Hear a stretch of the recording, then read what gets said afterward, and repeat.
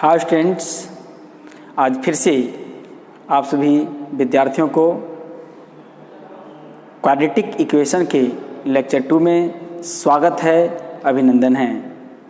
जो लेक्चर 1 में हम लोगों ने सीखा था कि what is quadratic equation, what is the standard form of the quadratic equation, quadratic equation क्या होता है, उसके स्टैंडर्ड फॉर्म क्या होता है, और उसकी कुछ हम लोगों ने एग्जाम्पल देखा है। आज फिर हम लोग आगे पढ़ना है आइडेंटिकल इक्वेशंस। आइडेंटिकल का मतलब होता है एक समान। I have 2 pens but they are identical, एक जैसे हैं, ठीक है।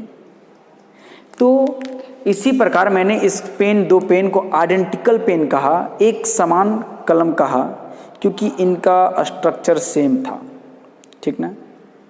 लेकिन यहाँ पर आइडेंटिकल इक्वेशन क्या होगा उसको हम लोग समझते हैं, ठीक है। पर एग्जाम्पल के थ्रू हम लोग देखते हैं क्या है। एग्जाम्पल मान लेते हैं x² minus 4x 5x plus 1 equal to 0 ले लेते हैं हम लोग, है ना। यहाँ पे हम लोग क्या मिलेगा, इसको हम लोग फैक्टराइज कर सकते हैं। x² minus 4x minus x इसको 4 कर दिया जाए, ठीक ना। तो देखिए 4 1 जा 4 हो गया और प्लस 4 इक्वल टू 0। हाँ, तो इसको हम लोग फैक्टराइज करने के बाद मिड टर्म स्प्लिट कर दिए, गुणनखंड कर दिए। तो देखिए हम लोग क्या किए, इसको डिटेल्स पढ़ेंगे कि कैसा गुणनखंड करते हैं। x माइनस 4, यहाँ से हमने x कॉमन लिया तो क्या मिला, x माइनस 4। यहाँ से -1 कॉमन लेंगे, x माइनस 4 इक्वल टू 0। तो हमने देखा देयरफॉर x माइनस 4 दोनों में से कॉमन लिया मैंने, और यहाँ पर क्या हो गया, x माइनस 1 इक्वल टू 0। यहाँ पर दो टर्म फैक्टर के फॉर्म पे हैं, गुणनखंड के टर्म पे हैं, इक्वल टू में 0 है, तो इसको हम लोग अलग अलग लिख सकते हैं। तो क्या लिखेंगे, देयरफॉर लिख सकते हैं बाबू x equal to 4, x minus 4 equal to 0 and x minus दूसरा term equal to 1, x minus 1 equal to 0। तो हम लोग यहाँ देखेंगे तो x equal to side change करेगा तो 4 मिलेगा, और x इक्वल टू क्या मिला, 1 मिला, 2 वैल्यू मिल गया। देयरफॉर इसको इक्वेशन 1 कह दें हम लोग। देयरफॉर रूट्स का मतलब values of variable, values of variable, हाँ, वेरिएबल किसका, x का। r क्या मिला बताइए, 1 और 4 ये मिला। चलिए हम लोग दूसरा इक्वेशंस लेते हैं, रूट्स दूसरा इक्वेशंस लेते हैं। अगेन एक इक्वेशन लेते हैं, 2x² minus 10x 8 equal to 0, ठीक। अब यहाँ से इसको फिर से फैक्टराइज करेंगे तो क्या होगा, 2x² minus 8x minus 2x plus 8 equal to 0। इसको तोड़ दिया, -8 माइनस 2 -10 होगा। फैक्टराइज करना हम लोग 10th में सीख चुके हैं। अब दोनों में से कॉमन लेंगे तो क्या मिलेगा, 2x, तो x माइनस 4 हो जाएगा, माइनस हम लोग 2 कॉमन लेंगे तो x माइनस 4 इक्वल टू 0 होगा बहादुरों। अब बताइए यहाँ में से x माइनस 4 कॉमन आएगा, हाँ, into 2x minus 2 equal to क्या मिल गया, 0। यहाँ देखिए एक टर्म ये है, दूसरा टर्म ये है। देयरफॉर हम लोग x माइनस 4 इक्वल टू 0 कर सकते हैं and 2x minus 2 equal to क्या कर सकते हैं, 0 कर सकते हैं। तो यहाँ पर x इक्वल टू क्या आ गया, 4 साइड चेंज किया तो यहाँ पर x 2x equal to -2 plus हो गया उधर जाके, और x इक्वल टू क्या आ गया, 2/2। तो बताइए x इक्वल टू क्या मिल गया, 1 मिल गया, मिला नहीं मिला। अब देयरफॉर इसको हम लोग इक्वेशन 2 कह दें। देयरफॉर हम लोग क्या मिला, देयरफॉर रूट्स मतलब वैल्यू ऑफ एक्स है ना, रूट्स ऑफ इक्वेशन 2 आर क्या मिला 1 और 4। जरा गौर करेंगे, ध्यान से आप देखेंगे, यहाँ भी वैल्यू हमारा क्या मिला है 1 और 4, यहाँ भी वैल्यू क्या मिला है 1 और 4, जबकि ये दोनों इक्वेशन अलग अलग दिख रहे हैं, है कि नहीं। तो ये जो इक्वेशन 1 और इक्वेशन 2 है, अलग अलग होने के बावजूद भी वैल्यू जो हैं, सॉल्यूशन जो हैं, रूट्स जो हैं सेम देते हैं, एक जैसा देते हैं। तो इन दोनों इक्वेशंस को हम लोग क्या कहेंगे, एक समान इक्वेशंस हैं, एक जैसे इक्वेशन हैं। तो हम लोग कहेंगे कि दोनों इक्वेशन को हम लोग क्या कहें कि ये दोनों इक्वेशन जो है वो आइडेंटिकल इक्वेशन है। तो हम लोग कहेंगे ऑब्वियसली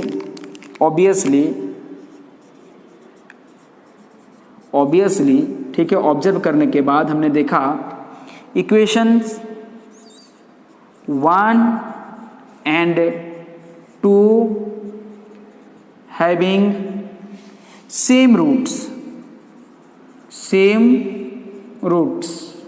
therefore कह सकते हैं कि equation 1 and 2 are said to be identical equations. बस है ना। तो आई होप दैट कि आइडेंटिकल इक्वेशन का डेफिनेशन आपको समझ में आ गया होगा। तो हम लोग कहेंगे कि वैसे इक्वेशंस जो अलग अलग होने के बावजूद भी उसके रूट्स मतलब value of x, roots equation y का फॉर्म पे होता तो value of y, equation z के फॉर्म पे होता तो z का वैल्यू निकलता। तो हम लोग कहेंगे वैसे इक्वेशंस जिसका वैल्यू जो है सेम हो, रूट्स जो है सेम हो, तो those equations are known as the identical equations. तो हम लोग कहेंगे इक्वेशंस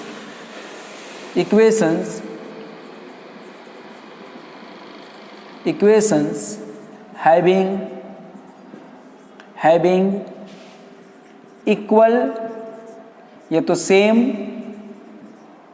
रूट्स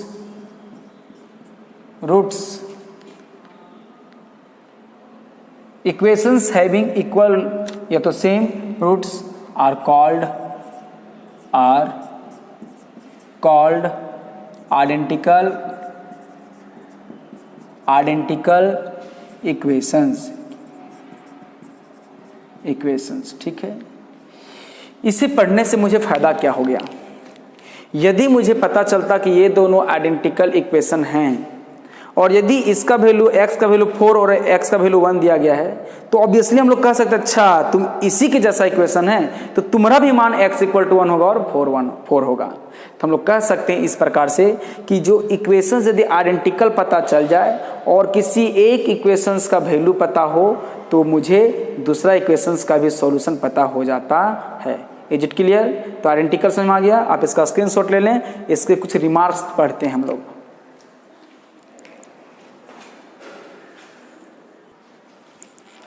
आगे हम लोग कुछ रिमार्क देखते हैं। ये रिमार्क जो हम बता रहे हैं वो इस रिमार्क का राज जो है इसी एग्जाम्पल पे टिका हुआ है। ठीक है। रिमार्क 1 जरा ध्यान देंगे। रिमार्क 1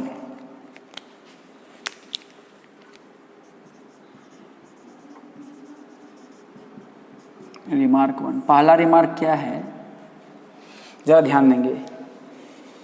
ये x² माइनस 5x, देखिए x² माइनस 5x प्लस 4 था equal to 0।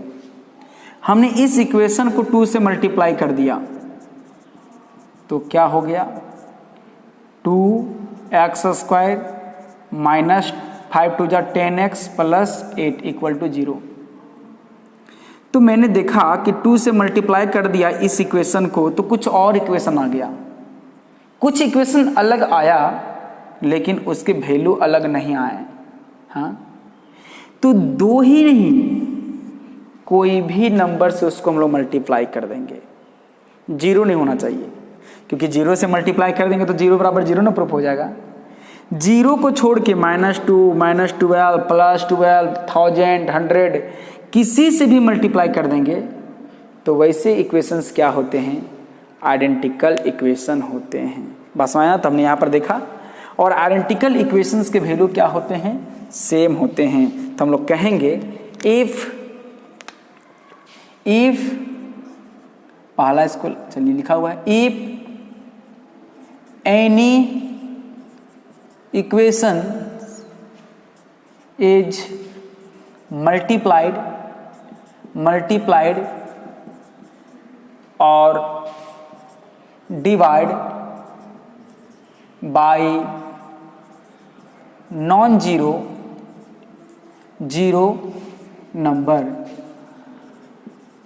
number then equations are identical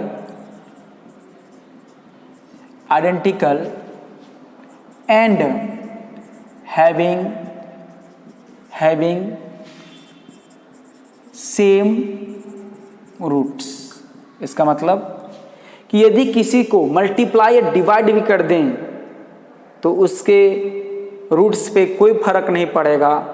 पहला जो इक्वेशन दे रहा था वही, पहला जो इक्वेशन सॉल्यूशन दे रहा था वो दूसरा भी देगा। ठीक है। रिमार्क 2, दैट इज, इसको हम लोग कह सकते हैं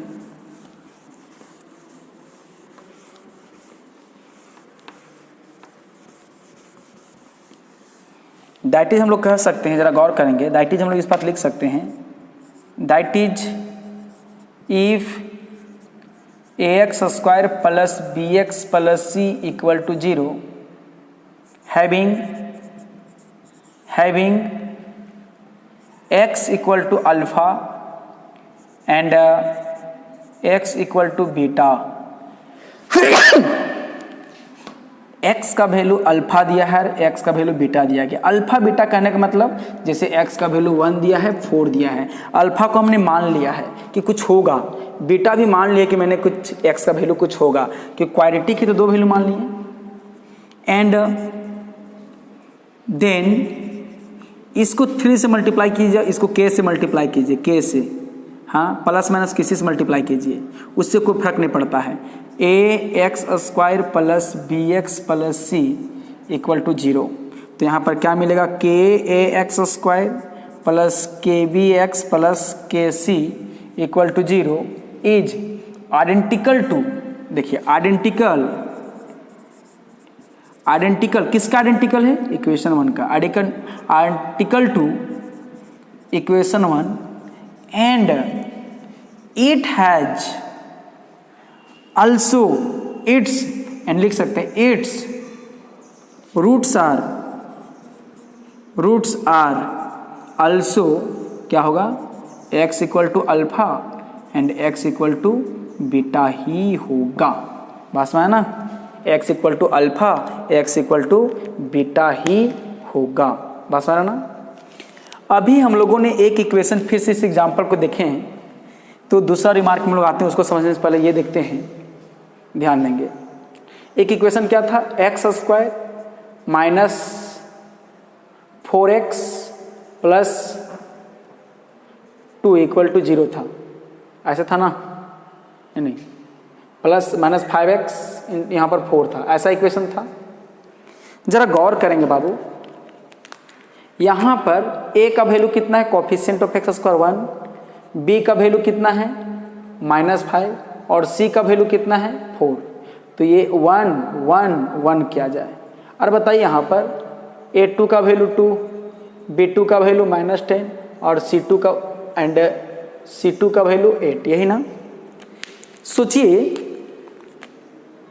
1 को 2 से मल्टीप्लाई कीजिए 2, 5 को 2 से मल्टीप्लाई कीजिए तो 10, 4 को 2 से मल्टीप्लाई कीजिए तो 8। इसका मतलब देखिए तो a1 बाई a2 निकालिए, a1 बाई a2 निकाला तो मैंने क्या मिला, 1 बाई 2 निकला। चलिए फिर b1 बाई b2 निकालिए तो क्या है बताइए, -5 बाई -10, तो माइनस कर जाएगा 1 बाई 2 आएगा। अब बताइए C1/C2 निकालिए, तो 4/8 है तो 1/2 निकला। अगर ध्यान देंगे ये भी 1/2, ये भी 1/2 और ये भी 1/2, सबका सब 1/2 है। तो जरा गौर करेंगे, ध्यान देंगे तो हम लोग कहेंगे कि देयरफॉर मेरा क्या मिला, A1/A2 equal to B1/B2 equal to C1/C2, यही ना मिला। इसका मतलब इसका उल्टा हमको ये समझ में आ गया कि जरा गौर करेंगे,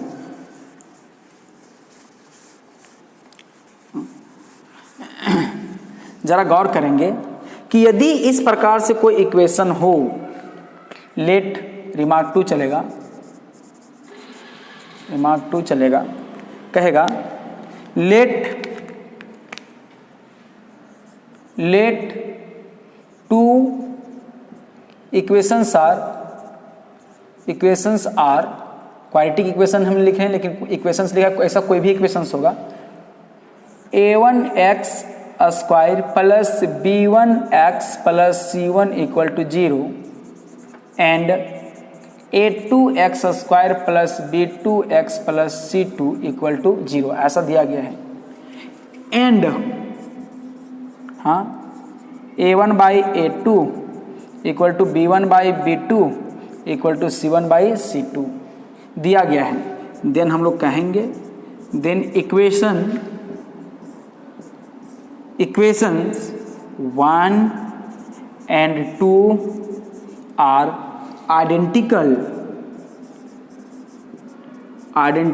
इक्वेशंस, आसान है ना। और जब इस प्रकार का कोफिशिएंट जो होगा, इस प्रकार A1/A2 B1/B2 C1/C2 यदि इस प्रकार हो, तो इसको हम लोग लैंग्वेज की भाषा में प्रोपोर्शनल बोलते हैं, समानुपाती बोलते हैं। ठीक है, इसको बोलते हैं प्रोपोर्शनल। हाँ, इसको प्रोपोर्शनल बोलते हैं, हिंदी भाषा में समानुपाती कहते हैं। ठीक है, तो समानुपाती कहने का मतलब एक फिक्स नंबर के साथ मल्टीप्लाई करने पर दूसरा टर्म मिले। हाँ, तो जरा गौर करेंगे तो हम लोग कहेंगे सिंपली दैट इज, हम लोग कह सकते हैं इस प्रकार, हम लोग कह सकते हैं बहादुर, दैट इज हम लोग कह सकते हैं कि 2 if coefficient of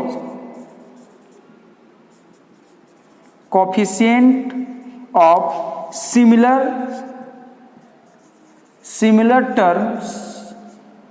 terms of equations are proportional,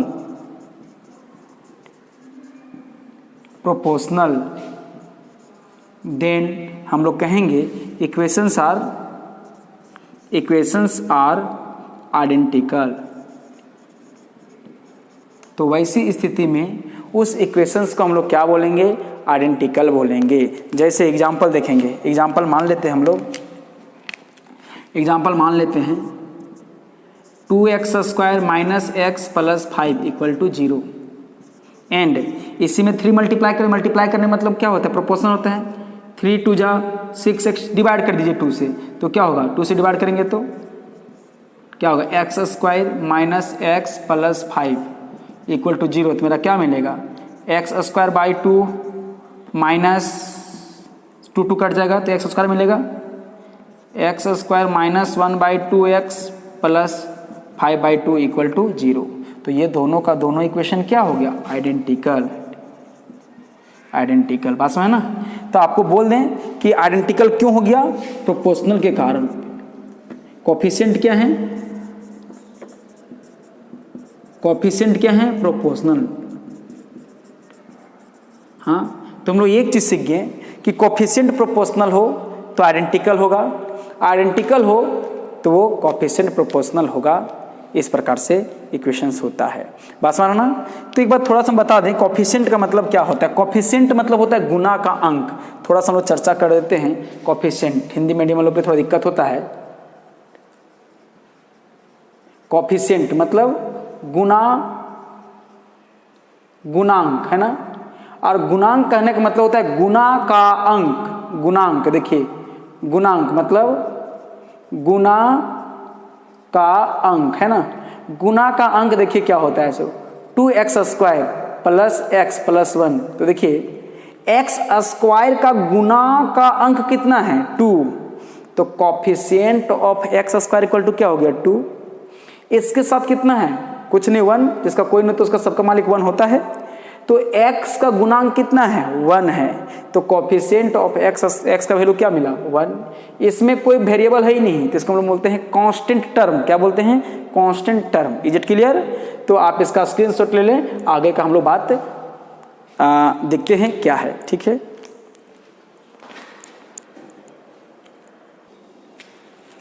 next हम लोग का टॉपिक है फंडामेंटल थ्योरम ऑफ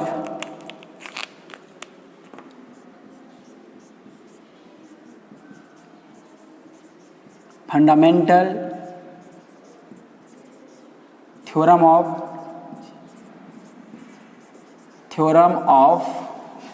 अलजेब्रा। हाँ, फंडामेंटल थ्योरम ऑफ अलजेब्रा। ठीक है, बीजगणित का आधारभूत प्रमेय वो क्या होता है इसको देखेंगे। ठीक ना, जरा गौर करेंगे, एग्जाम्पल के हिसाब से पहले चलते हैं। ठीक ना, let x + 1 = 0 is a linear equation मतलब रैखिक समीकरण। हाँ, इसका मतलब क्या होगा डिग्री 1। हाँ, देयरफॉर x = क्या मिला 1 मिला। इसका मतलब लीनियर इक्वेशन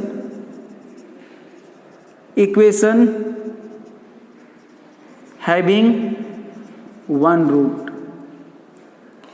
रैखिक समीकरण पावर 1 है, तो इसका कितना x का कितना वैल्यू मिला 1 ठो पहला।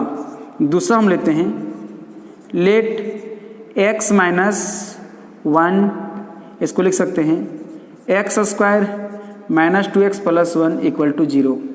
हाँ, इज ए क्वाड्रेटिक इक्वेशन द्विघात समीकरण। द्विघात 2 पावर है, पावर कितना है 2।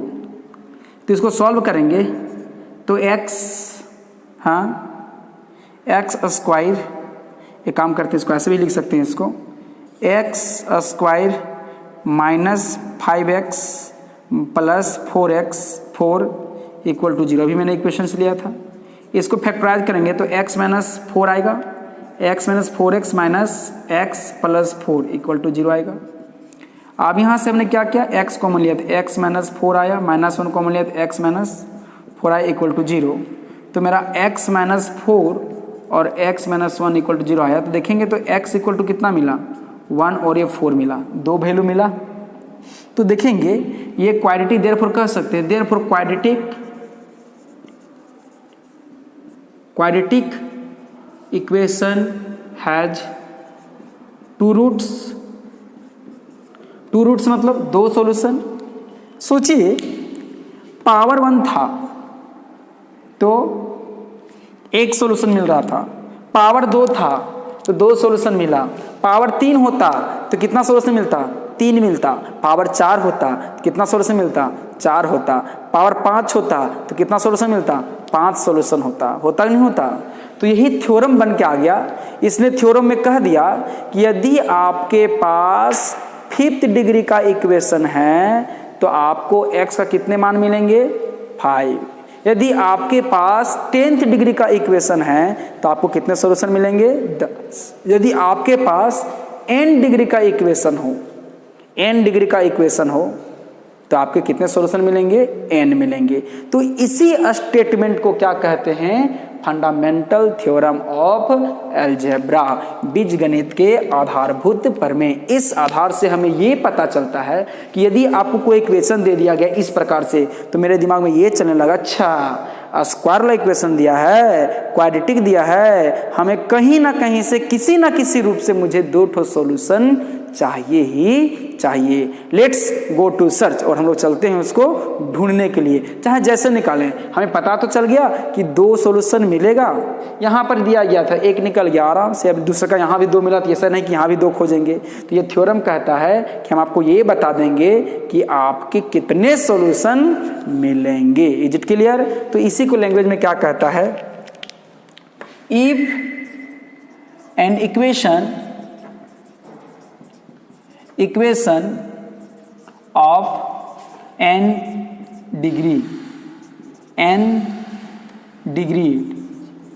डिग्री और जहां पर n ग्रेटर इक्वल टू क्या होगा, 1 होगा, याद रखिएगा 1 से ज्यादा होगा, ठीक है। Then it has nth numbers of solution. बात समझ ना, ये कहता है फंडामेंटल थ्योरम ऑफ अरिथमेटिक या अलजेब्रा। Is it clear? तो आई होप दैट आज का वीडियो आपको समझ में आया होगा। आप इस वीडियो को स्टडी कीजिए और समझने की कोशिश कीजिए। धन्यवाद।